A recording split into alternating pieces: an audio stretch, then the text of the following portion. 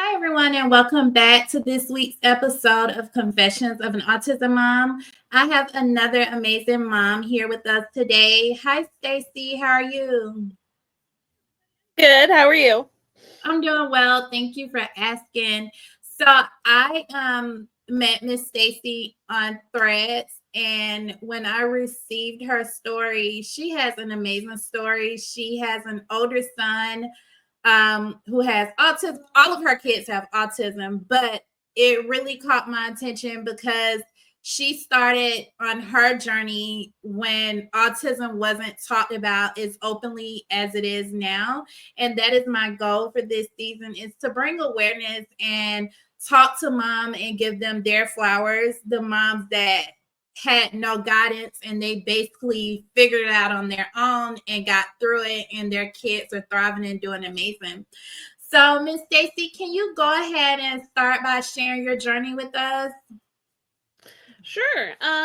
So as you mentioned, I have 3 kids. I have my oldest, Reese, is 18. He's going to be 19 this year.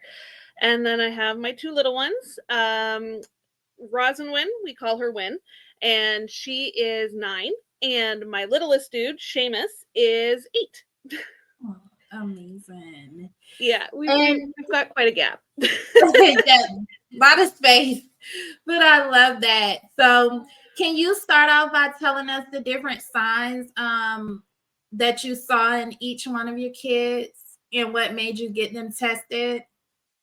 With my oldest, it was a challenge. For one, I was a young mom and I looked young. I still look younger than I am, so it works for me. But You I looked do. very, very young. I was 21 when I had him, and I looked about 17. So nobody took me seriously about anything. He had hyper focus on special interests. He was really struggling with the social cues. He didn't quite understand. Um, the emotions were hard for him. He didn't quite connect with things. And toileting was the number one thing. I think that's every autism mom at some point or another. Yeah. Um, and it was a fight. It was a fight across the board with him. And then with my other 2, my daughter, at first, it looked like she was copying her older brother. They are very, very close despite the age gap. They're like besties.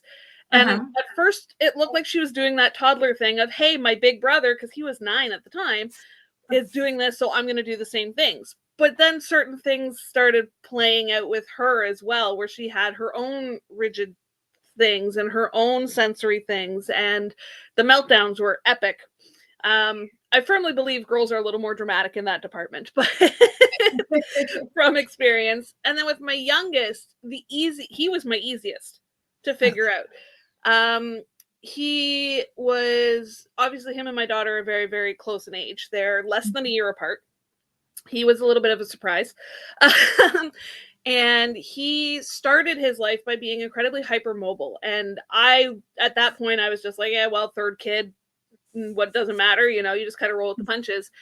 And by the time he was about 18 months old, he had a vocabulary of about 100 words. So I was like, okay, he's smart. Cool. I'm going to be raising a genius. This is great. And then he turned 2 and his vocabulary dropped to 5. All of it went out the window. And then the movement became a craving. He didn't stop. He was constantly looking for sensory input. He's a headbanger. He does what I like to call the alligator roll, where he will flip himself around in the middle Yes. of a meltdown. Okay. Like all of that stuff. So he was the one where within 6 months I saw it happen, and I sat down with the pediatrician and I'm like, he's autistic, you need to get this sorted. Right. You went right in and direct. Oh yeah, I went in and I said, no, I know what this is, because this is not my first rodeo. Right. And that's good you had that. And as far as the vocabulary, that was the same for Aiden. He was getting his words out, and then he went to actually no words. He stopped talking none. So that was one of the biggest signs for me. You are in Canada. Yes. So Do you all have a level system in Canada, or how does that go? It doesn't quite work the same way in the States. It translates over pretty well. I'm actually studying my psychology right now, so I'm pretty well versed in both.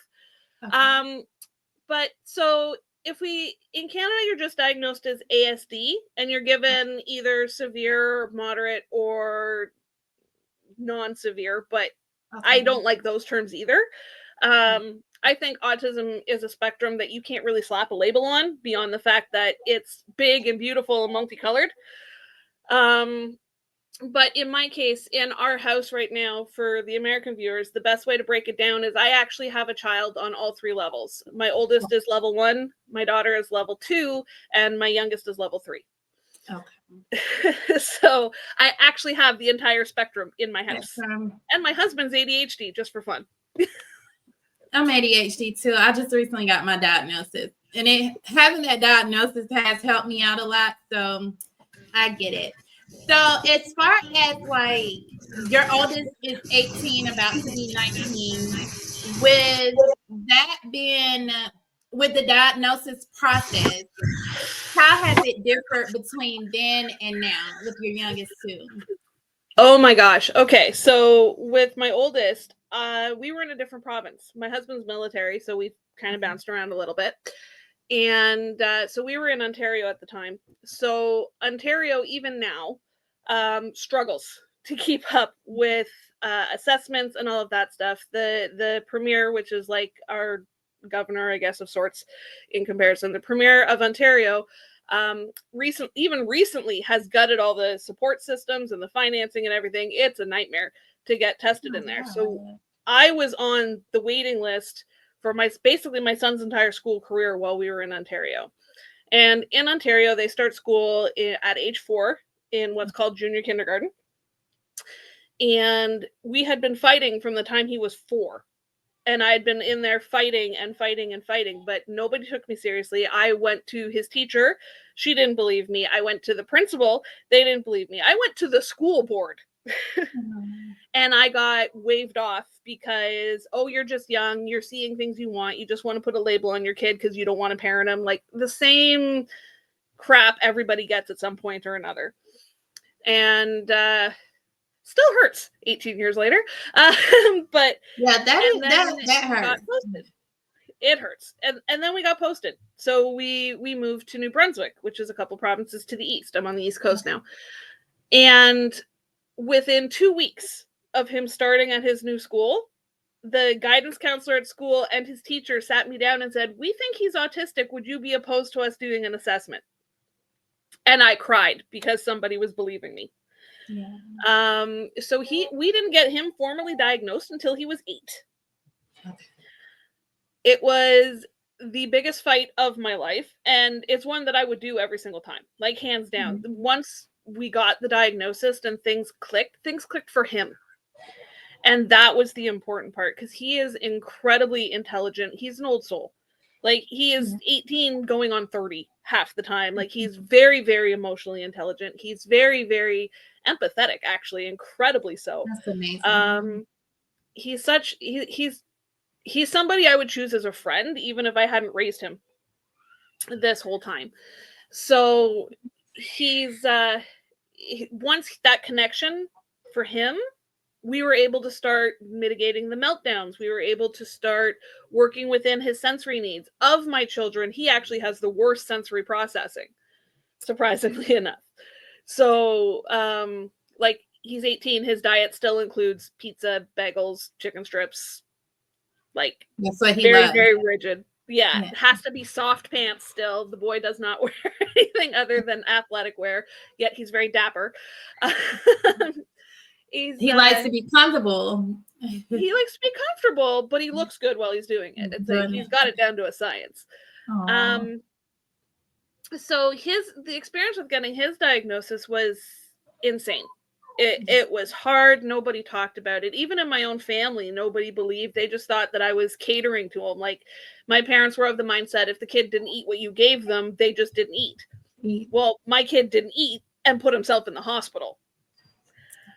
So it was a fight. It was complicated. It was exhausting. And it was rewarding once we got to the end. I know that was a relief. It was a relief. It was the best relief ever. And I was able to connect with him differently because I'd volunteered with special needs kids all through school myself. So it was just easy to kind of flip the script on myself a little. Yeah. But with my younger two, I went into it with them knowing that the possibility was there that they were also going to be autistic, because there's about a 25% increase if one sibling has autism, that any others will follow. There's about a 25% extra chance that they will also be autistic. So my husband and I went into that knowing that it was a possibility, and we didn't care because it is what it is. And my daughter, like, girls are different.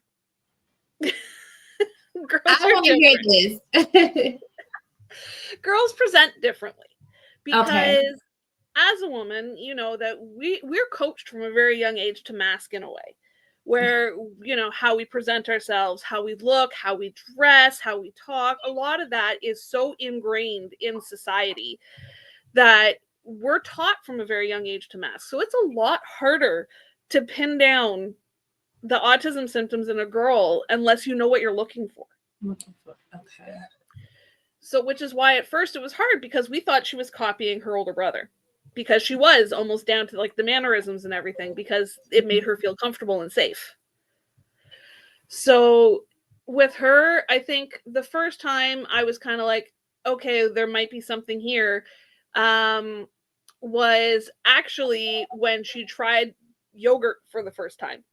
And she got super fixated on yogurt. And for a year, that was her favorite thing to eat. Basically, breakfast, lunch, or dinner, she wanted yogurt. And it had to be peach.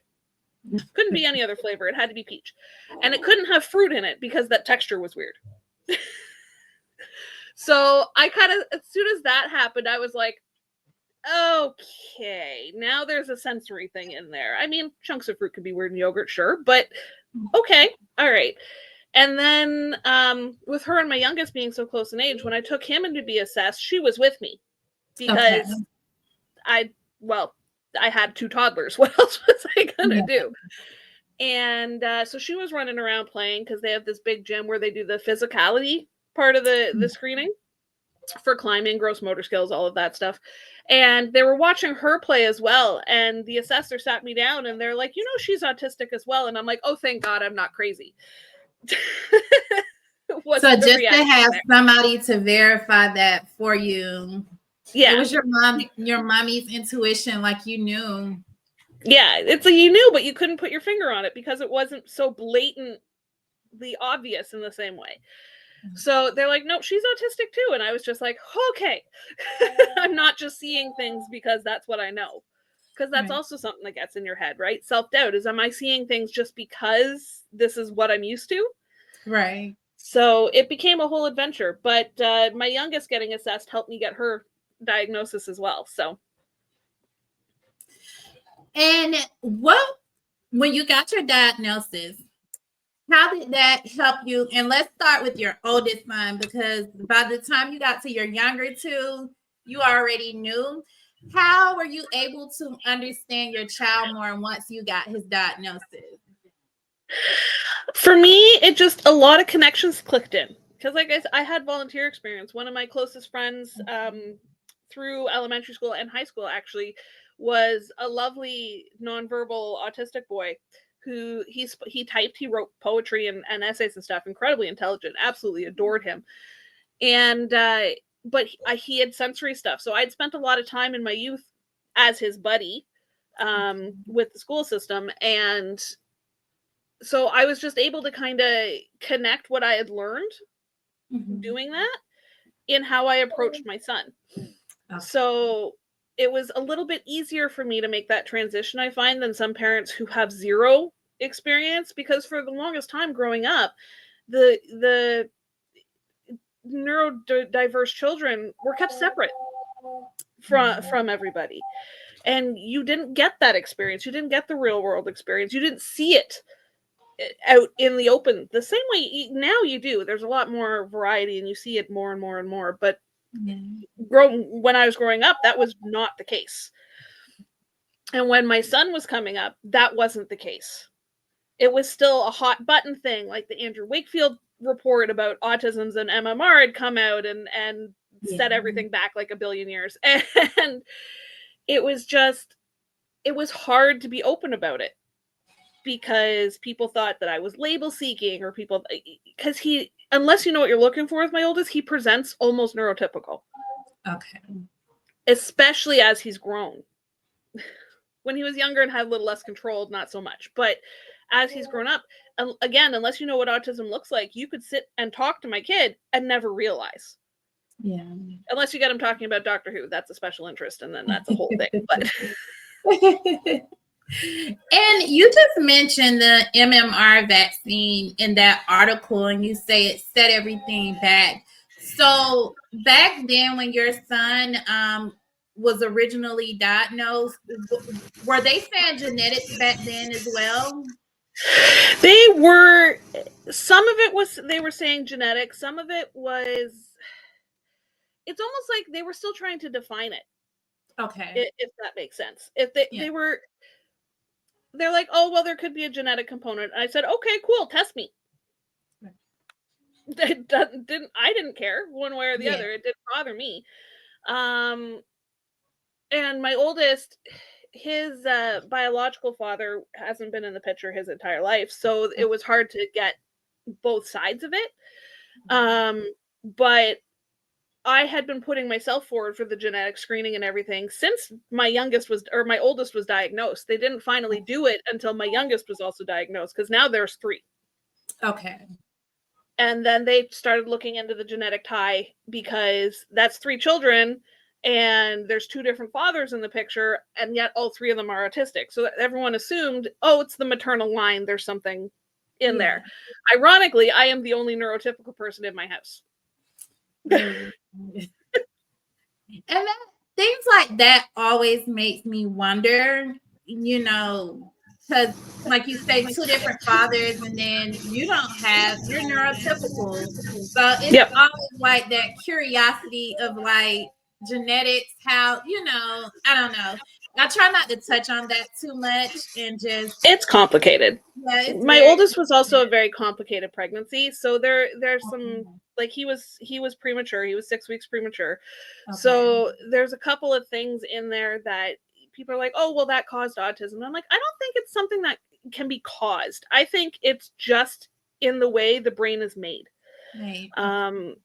I don't think it's something that we can pinpoint. I don't think it's going to be something like, yes, there's going to be there's genetic ties to everything to a degree. Like, I have hazel eyes because my great grandmother had hazel eyes. Like, It is what it is. But when it comes to autism and other neurodiversities, I think a lot of it is just how the brain gets put together at some point. I don't think there's a cause you can pinpoint. I don't think there's anything else. I think that it's just a point in human history or in there, that there's always been people who are wired differently. And if you think about it, if there weren't, we wouldn't have so many of the inventions and stuff that we have now. That's true. I completely agree. So you have all 3 on different levels. How do you meet each one of your kids' needs? I joke and I call it regimented chaos. There's really, explaining it's complicated.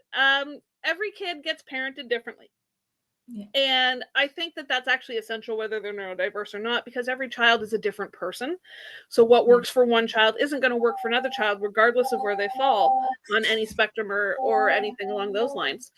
So with my oldest, he's hyper independent, likes having his space and doing things his own way. And we strongly support that. I love the fact that he's hyper independent. It sets him up beautifully to be in a position to live on his own if he chooses to down the road. He's responsible. He's all of that. With my daughter, you need strict rules and strict time limits and strict everything, because she tends to get lost in whatever she's doing and hyper focused and all of that stuff. Roblox is the big thing right now. And I think like every 9-year-old. But it's a lot of being on top of her and encouraging her, reminding her that, hey, you at this time you have to do this thing, while also allowing her freedom of self-expression and all of that stuff. And with my youngest, he's like a Velcro monkey. He's just essentially, he's always on somebody. I'm his favorite person because he's with me the most, but it's really like his EA at school and him are buddies. He's all over her. He's because he can't communicate so well with his words, he's found physical ways to communicate. And it's like a whole other language that nobody understands. So it's just, everybody's different. You have to treat them that way. And because the regimented is required for the autism setting to make them function at their best, but I'm also a firm believer in allowing the freedom for children to learn, because they're not going to learn if you don't let them fail. So it's a big balance of everything is on a very set schedule because everybody has timings where everything has to be done. But at the same time, it's chaos because they're kids and I let them be kids.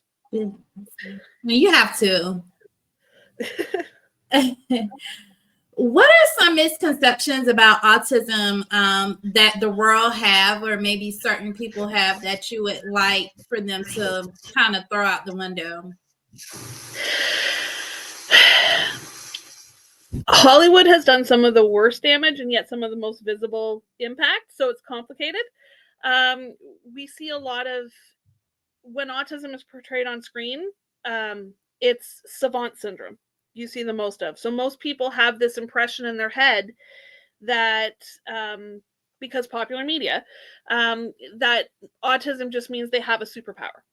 They're super intelligent, they're super this, they're super that. Think like you've got The Good Doctor, you've got Dr. Sean Murphy from The Good Doctor. Although his portrayal was wonderful, it's still savant. On top of that, you've got Big Bang Theory. You got Sheldon on The Big Bang Theory. You've got Ben Affleck's in The Accountant. Like, you've got all these super savant style autistics that are the most common visual representation. And then the ones that are just harmful, like what Sia did with music, which is a rant that is a whole other thing. So, and it's challenging and it's hard because my oldest is intelligent and well-spoken and all of that, has a YouTube channel and is killing it out there. My youngest is completely nonverbal and running in circles. And my daughter is very, very stubborn and is going to run the world someday, I'm sure. But and that's what we need. I am raising a powerful woman. I just got to survive until she gets there. But so none of them present the way you'd think. Like, I guess Seamus presents the most way some people think of a severe autistic because there's no masking with him. He doesn't have the ability to mask. He doesn't have the ability to turn it off. He is always just 110% Seamus, full bore, all the way. And while he does have some savant tendencies, he's, for example, he's a savant level with music. He can listen to a song once, sit down at his piano and play it. Full chord and all of that. But that's not normal in the sense of it. Autism is this huge, wide spectrum that it's not always going to be a superpower. It's not always going to be easy. It's not always going to be people friendly. In the best way of saying it. Autism is hard. It's down and dirty, man. You're down in the trenches and you're figuring it all out. And for them, it's harder than us because their representation is nothing like who they are. So then they're fighting against what people think autism is versus what it actually is to them. That's a really great point because I've never thought about it that way. How has autism changed since the beginning of your journey? And do you like the change that you see? It's more visible. It's more socially acceptable to be visible. But other than that, there hasn't been enough.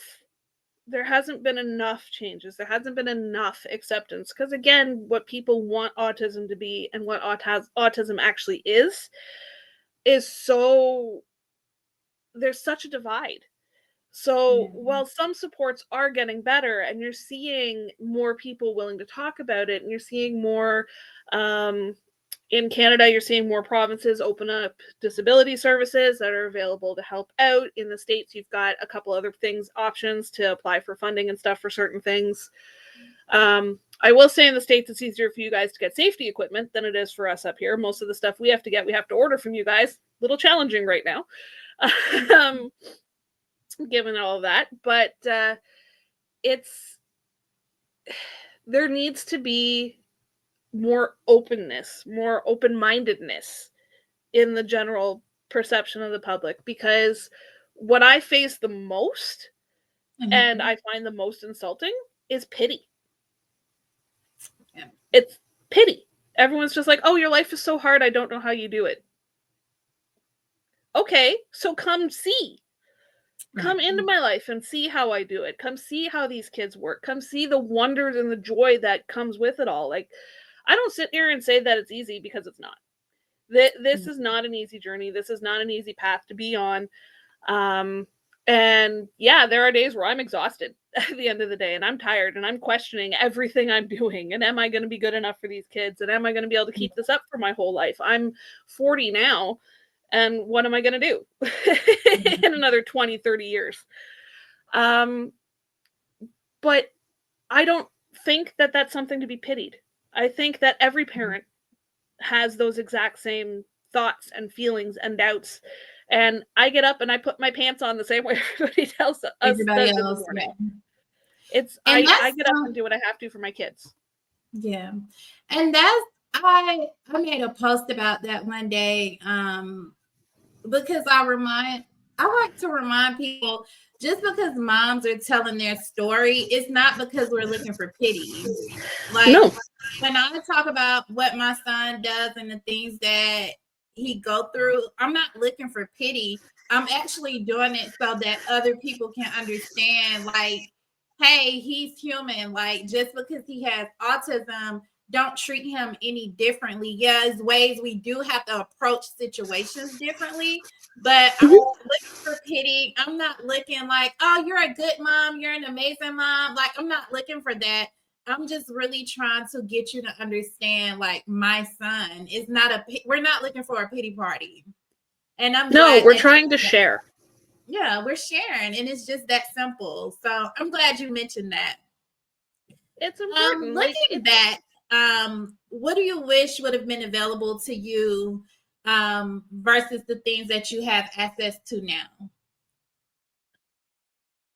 Ability to get the screening done. The ability for people to take me seriously. The fact that I look young shouldn't matter. I'm a parent and I chose to have that child. It shouldn't matter. It shouldn't matter. If I'm saying, listen, I want my child checked because my instincts are telling me there is something extra there and I just need the support, getting that would have made the difference. Like, it would have been night and day. Just to even have my own mom be like, no, I agree with you. There is something different. Instead, it was a lot of, are you sure? I don't know. He's acting out. Maybe you should be stricter. Maybe there should be this. Maybe there should be that. So access and listening would have been huge back then. Even just somebody to be like, you're not crazy would have been life-changing. Yeah. Now I'm lucky. New Brunswick is a small province. Our entire province's population is about 800,000. So there's not a whole lot of people in my province right now. So while the wait list can be long, you get the support. You get there in the end. I was lucky because I already had connections, because my son had just gone through it. My oldest had just gone through it. So I was like, nope, this is what's going on. So I was able to get set up a little quicker. But even then, most of the wait lists are shorter. We have, my province does, from the time of diagnosis, so like the age of 2, you can get it's province-sponsored therapy and support for them. So for the first, my youngest, for example, didn't start school until he was 7. He got 2 extra years back to develop his social awareness a little bit more. Okay. And I didn't have to pay a dime for him to have 20 hours a week of therapy. That's good. He had a one-on-one worker who was with him Okay. for 20 hours a week who taught him all kinds of stuff. They found out what AAC works for him. We rotated through PECs and we rotated through all the apps and all of that stuff. And Proloquo was our winner. Proloquo to go. But like we had all that and I didn't have to pay for it. That's good. We had that for my daughter and I didn't have to pay for it up until they start kindergarten. And then they get transition help into kindergarten. So their worker is with them for a full month when they start school, as well as their EA support, as well as whatever else the school system has in place. My youngest isn't even in a classroom full time. Okay. He has his own dedicated space. They set up a room for him in the school, and he has completely wrapped everybody on staff around his finger. So like he has free range. They take him down. He can go into the gym at any point, whether there's a class in there or not, to just run and climb and jump and do what he's got to do. He's welcome in the music room at any point. They let him take instruments out of the music room into his space, knowing that he can break stuff and has. He broke a glockenspiel the other day. Don't ask me how. And they let him because his musical ability is blowing everybody's minds. Somebody brought in a steel drum for him a week ago. He's already figured out 12 songs. That is like they support him. They build that, and that was the night and day difference coming to a province where there are less people, so the focus was able to be there. Gotcha. And so for your youngest, music is his thing. Like that's his music is his thing. It is. He sat down. One of the first times he ever sat down, like we got him like a little mini piano from Costco, like the little wooden mini piano. We got him that for Christmas a couple years back. And he opened it on Christmas and he had me set it up and everything, you know, like throwing the screwdriver at me, the batteries in it and everything. And we got it set up and he sat down and played Despacito on this little like 16 key piano. And I remember looking at my husband and going, well, crap, we're going to have to buy a piano.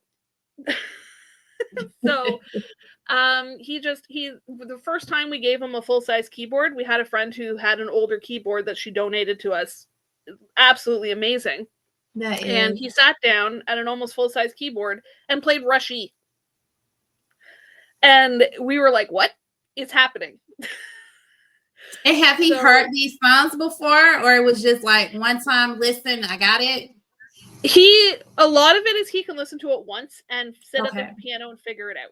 Like, it's ridiculous. Some of it's from when he scripts and replays stuff, like Let It Go is a huge staple in our house. So Frozen is his jam. And he sat and he figured it out, and he sits and figures it out. Like, he's got some favorites. Like, he loves Lin-Manuel Miranda, loves him. Everything that man touches, my kid loves. Like, not even kidding. We watched Hamilton on repeat all through COVID.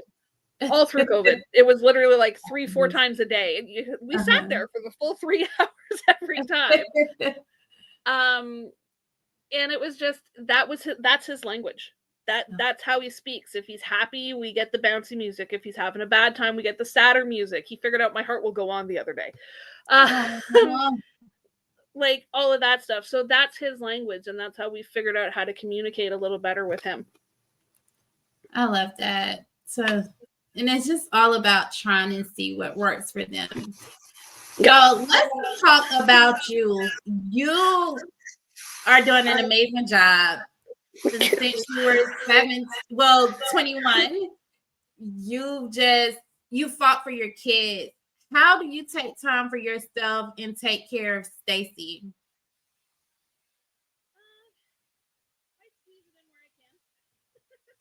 A lot of it is I'm lucky with the kids being on a routine. I'm able to kind of establish my own to a point. I mean, until my youngest gives up on sleep, and then I'm just relegated to a corner of the bed with him all night. But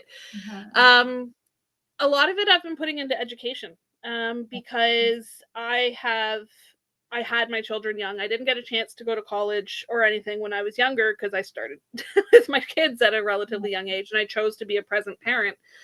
But now everybody's in school, so I took that time. Although I first started my education journey over COVID, and let me tell you, that was a struggle. um, but in the past, I'm starting my 5th year of school right now, and I went from having my GED to having a college diploma in accounting technician and a university degree. I have my BBA, and I just started my master's degree in counseling psychology. That's So amazing. I want to focus on, like, the focus for my master's is caregiver burnout, actually, Okay. because I recognize that as a huge gap. So my own experience, because burnout's a thing, like, and it doesn't matter whether it's a regular parent or you're caring for special needs kids or anything along those lines.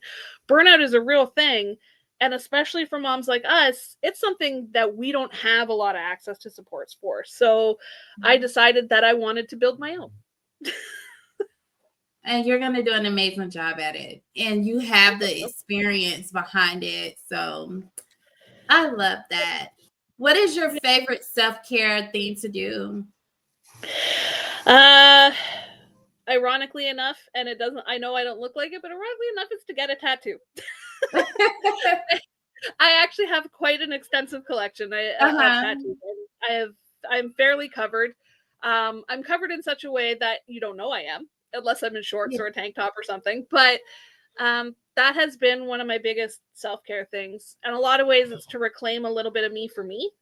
I get to wear some of my personality on my skin, which makes it a little easier for me, in some ways. And in other ways, it's just this beautiful time where I get to take a couple hours to myself.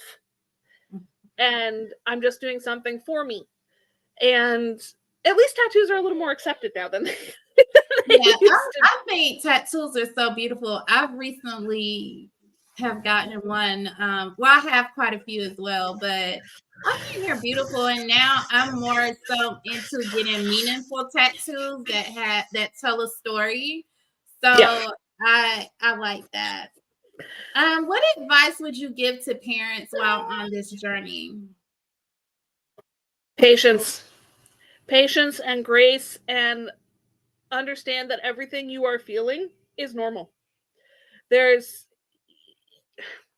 You're going to go through all kinds of stages as you come to terms with it. You're going to, in some ways, grieve the life you thought your child was going to have. And that is okay. Most importantly, that's okay to do.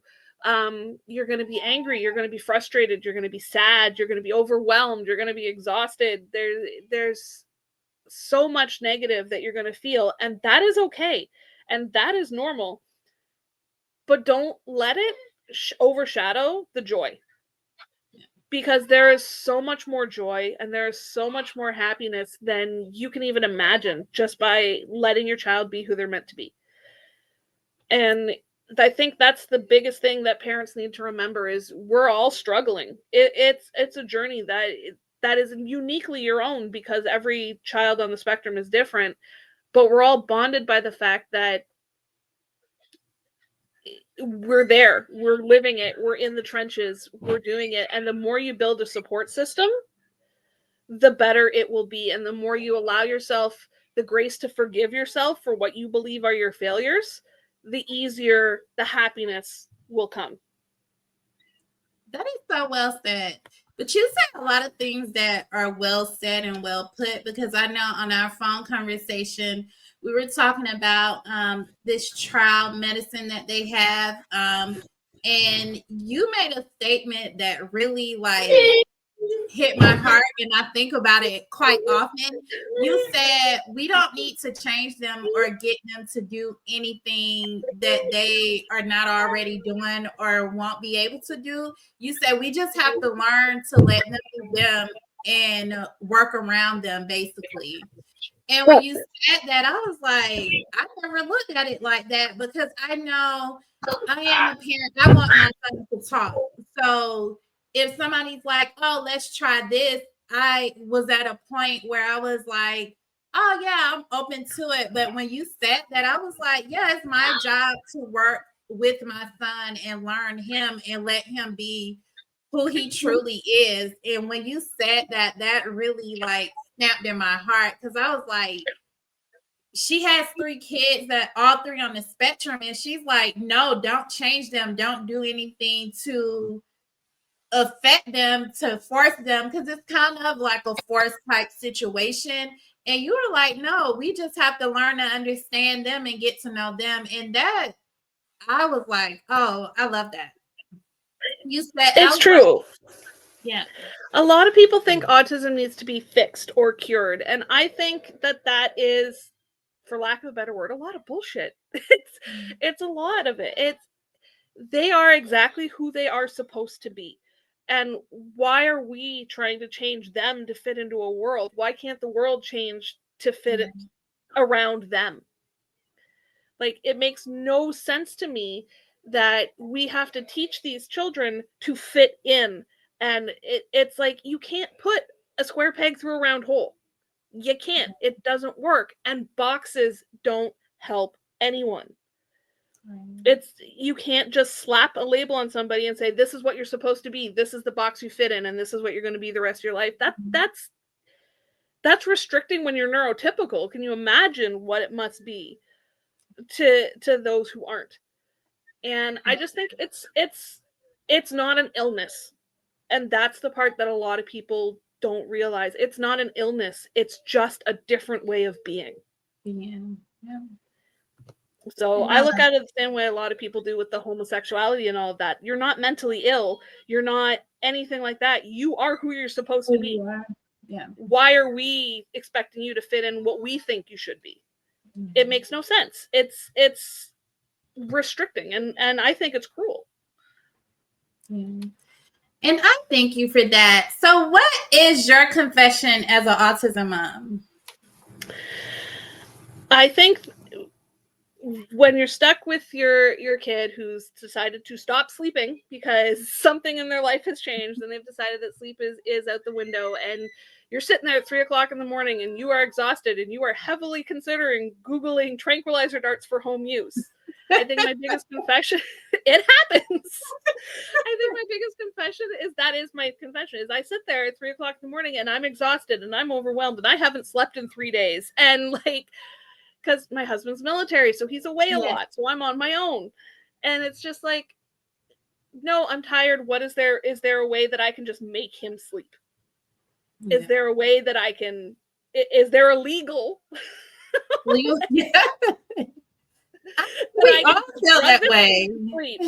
Like, and he's on a lot of medications because he's got allergies and eczema and stuff. So he's on Benadryl daily, and he's got melatonin for, like, he's got the whole spectrum of things that he is on to help with his allergies and sensory and all of that stuff. But at the end of the day, do I want my kid to be dependent on something to sleep? So I war with myself a lot over if I'm making the right decisions.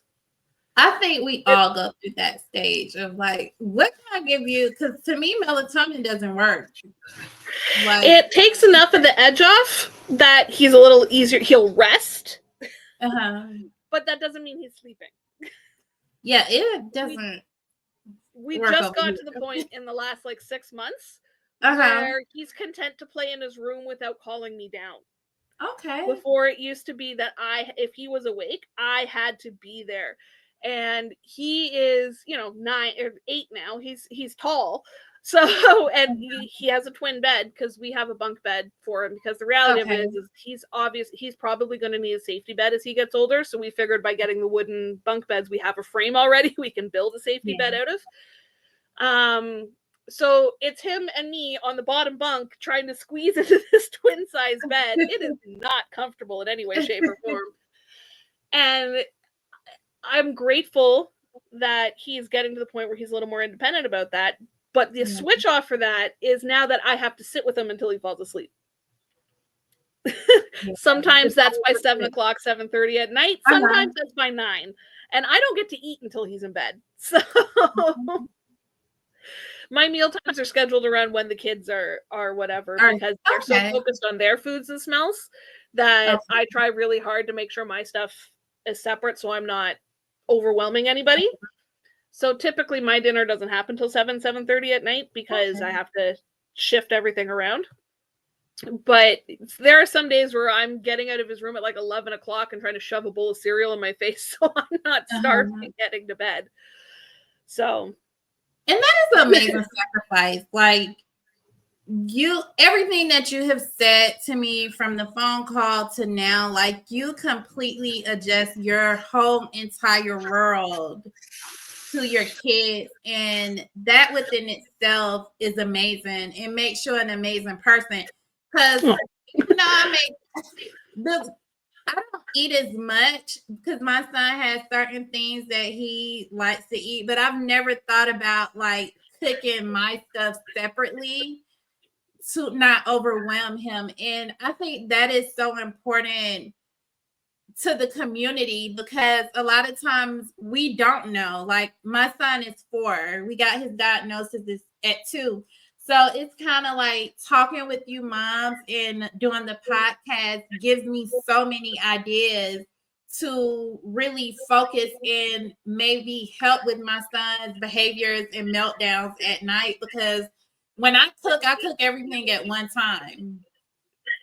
and a But lot of us do, I find, but it's that was what made the difference. And we noticed that with my oldest, actually, okay. because he would take his dinner and he wouldn't eat in the room with everybody else because the smells and everything were overwhelming. So he would take his food and he would go to his room because he had a designated desk table area that he could go sit at. That's the only place he was allowed food. And once he was able to do that, once we let him do that, all of a sudden his appetite jumped. He started putting the weight on. He started all of that. So when the next ones came along, I looked at my husband. I'm like, we know what works. So let's see how this plays out. And so ultimately, I end up cooking. Yes, I cook a little bit more often, which kind of sucks. But at the same time, my kids' food is all easy stuff because they're so Yeah. texture and taste sensitive. Like there's hot dogs and chicken nuggets and Yeah. all of that stuff. My youngest right now will only eat McDonald's chicken nuggets, so then we buy them in bulk and freeze them and the whole other world. But the air fryer is my friend. So we Mine spend a too. lot of time. Yeah, we spend a lot of time making their food, and they eat earlier too because they go to bed earlier, right? Like my youngest is his bedtime is 7, lights out for Okay. 7:30. My daughter, her bedtime is 7:30, lights out at 8, and so on. And my oldest is now 18. He can go to bed whenever the hell he wants, but he comes up to say goodnight to me around 10. Oh. Yeah, he still likes me to walk him down to his room to give him a hug and say goodnight. It's the cutest thing ever, and I'm going to milk that until the day I die, I swear. I love that. But it was when I realized that because the smells. When you think about it, a lot of adult food, because we've grown to really appreciate the different flavors and the different textures and seasonings and all of that. And whereas some kids, autistic or otherwise, may grow into liking those things, a lot of the overwhelming smells and sounds, because cooking can come up with a whole range of different sounds and stuff, a lot of that can be overwhelming. And if you think about it, the kitchen's usually the heart of the home in some way, shape, or form. So it got to the point where I realized I was taking that comfort out of the space because everything was so overwhelming to them. And I like having designated family areas where we can be loud and crazy and all of this stuff. We have the kitchen, we have our living room. And it's important to me that those remain safe places for my kids. So I shifted my expectations a little bit because 1, I'm the grown up. It's my job. And 2, my job is to make their life better. So I'm supposed to be giving them the opportunities and giving them the chance to grow and giving them all of that. So if holding off my dinner until 7:30 at night, that's still a reasonable dinner hour in the grand scheme of things. And who am I hurting? No one. Right? It just, and then I still get to eat whatever the heck I want without worrying about overwhelming anybody. Overwhelming.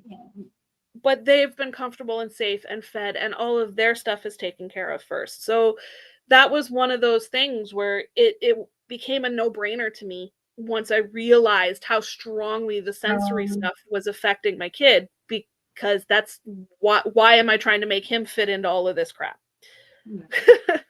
And it's so, and when you think about it, that is small, but it's big to them. Yeah. And I love that you are that type of mom, because I would have never thought about things in the kitchen could be affecting my son, but now I'm aware, and this is the purpose of my podcast, is to make small things that neurotypical people, we don't think twice about, but it affects our babies, and I love that. Miss Stacey, you are amazing. And thank you. Just from you fighting from 21 and just being able to identify it with your kids, the younger kids, is amazing. So I do want to give you your flowers and kudos, because you deserve Thank it. you. Thank you. You mentioned earlier that your son has a YouTube channel, and I'm all about support. So could you tell us, and I'll also put it in the description box, where we can find him, and I also want you to let us know where we can find you and follow your journey as you finish school and things of that nature. Absolutely. So my youngest, his YouTube channel is literally just Reese, so RHYS with spaces in between each letter, because he has to be unique. And when he's on there, he actually talks about things that he loves and things that he takes his hyper focuses and his fixations and explains them to everybody in a very humorous and intelligent and beautiful way. So far, he has covered Doctor Who and Sonic the Hedgehog and the Miraculous Ladybug from an 18-year-old boy, let me tell you. He's done some fun little video edits that he had done for school, commercials and stuff that he had done when he was still in school. And him and his best friend are working on putting something out together. Okay. For the first time ever. And he's just starting his journey, but he is incredibly well-spoken and creative, and we're so excited to see where he goes. He's up to like, I think 40 subscribers now. So any extra would be wonderful. And I'll definitely follow him today. He's got a Ko-fi up there too, so if anyone wants to help out with that, they're more than welcome, because he wants to make a career out of it, and I want to support him doing the creative things that he wants to do. So we got all that. We'll make sure there's a link shared for that. Yes, I'll make sure I put that down in the description. You can just send me the link, and I'll put it on my Instagram and also in the description of your video. He's wonderful. For me, the easiest way to find me is actually on Threads. I'm on there regularly. I'm very opinionated and spicy, so enjoy that.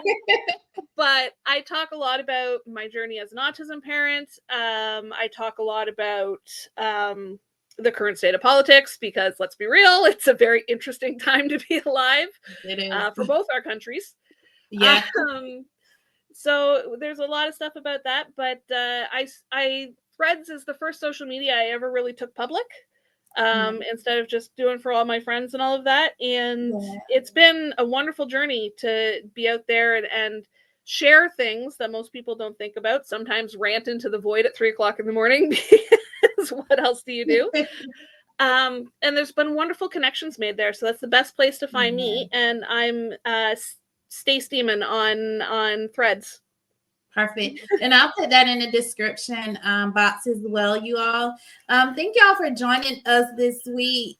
Stacey, you have been amazing. You're an amazing mom as well.